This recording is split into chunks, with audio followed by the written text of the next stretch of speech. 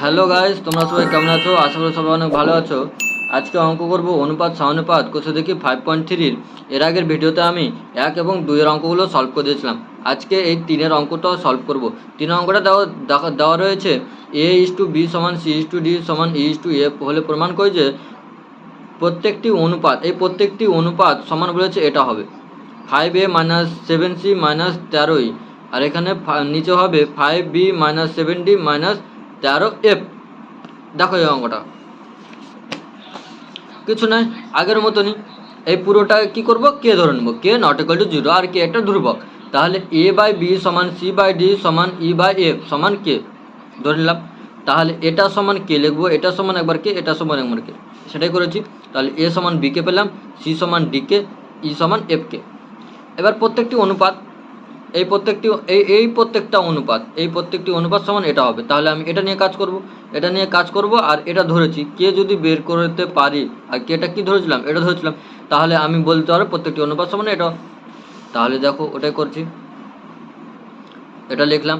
এবার এ সমান কি জানি, বি কে, 5 × বি কে, 7 × ডি কে, সি সমান ডি কে, আর 13 দেওয়া আছে, 13f কে, হয়ে গেল, হলো। এবার উপর থেকে আমি কি পাচ্ছি, আর নিচেটা তো সেমই থাকবে, কারণ বি ডি এফ এর মান আমরা ভ্যালু বের করে নিই আর দেওয়া নেই। তাহলে উপর থেকে কে কমন নিলাম, তো থাকছে কি করে, কি 5b - 7d - 13f থাকলো পরে, আর নিচে কি থাকলো 5b - 7d - 13f।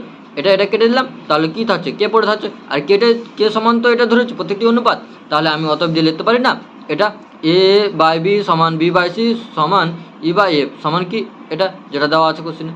তাহলে এটাই হচ্ছে প্রমাণিত, কত সহজে প্রমাণ হয়ে গেল। এবার দেখো 2 দাগের অঙ্কটা দেখো, এইগুলো অনুপাত সমান দেওয়া বলেছে যে a² + c² + e² * b² + d² + f² সমান বলেছে ab + cd + ef তার হোল স্কয়ার। এটা বলে দিয়েছে। দেখো অঙ্কটা কি করেছে, সেম আগের মতনই এইটুকু সমান কে ধরে নেব, কে নট ইকুয়াল টু 0, আর কে একটা ধ্রুবক।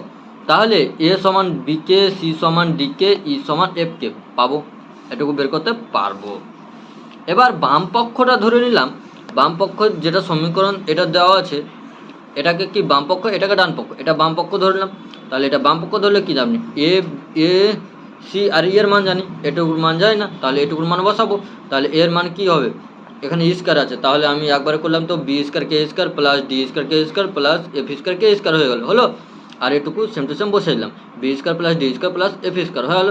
এখান থেকে কে স্কয়ারটা কমন নিলাম, কি করলাম, কমন নিলাম। তাহলে k² কমন নিলে এটুকু পড়ে থাকবে কি b² + d² + f² থাকলো পরে, আর এটা তো আছে b² + d² + f², এটা তো সেম আছে, তাহলে আমি এটা হোল স্কয়ার করতে পারি, করে দিলাম, গুণ করলাম, তাহলে কি পেলাম k² * b² + d² + f তার হোল স্কয়ার হয়ে গেল, হলো।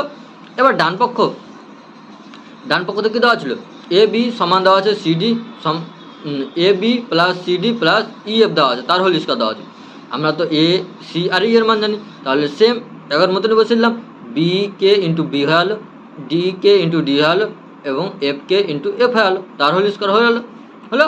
এবার গুণ করে দিলাম, বি গুণ করলে b² কে হলো, d² কে হলো, এখানে f² কে হলো, হলো, তার হোল স্কয়ার।